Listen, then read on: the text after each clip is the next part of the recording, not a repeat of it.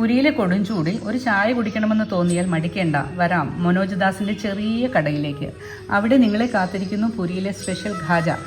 മൈദയിൽ ശുദ്ധമായ നെയ്യ് ചേർത്ത് പ്രത്യേക രീതിയിൽ കുഴച്ച് ചുരുട്ടിയെടുത്ത് വറുത്തുകോരി മധുരത്തിൽ കുളിപ്പിച്ചെടുക്കുന്ന ഖാജ.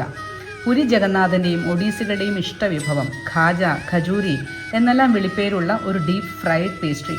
പഴങ്ങൾ നിറച്ചോ അല്ലെങ്കിൽ പഞ്ചസാര പാനിൽ കുതിർത്തതോ ആയ വിഭവം. വളരെ സന്തോഷത്തോടെ മനോജ് ദാസ് ഇതിൻ്റെ പ്രിപ്പറേഷൻ എനിക്ക് വിശദീകരിച്ചു തന്നു. മനോജിൻ്റെ ചായയ്ക്കും സ്പെഷ്യാലിറ്റി ഉണ്ട്.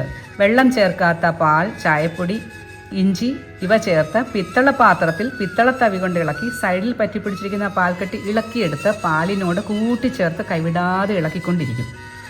ഒടുവിൽ തിളച്ച് വീണ്ടും വറ്റിച്ചെടുത്ത ചായ, കുരുമുളക് പൊടി, ബ്ലാക്ക് സാൾട്ട് എന്നിവ ഇട്ടുവെച്ചിരിക്കുന്ന ഗ്ലാസ്സിലേക്ക് പകർന്ന് വിടർന്ന ചിരിയോടെ ഒത്തിരി സ്നേഹത്തോടെ നീട്ടിത്തരും.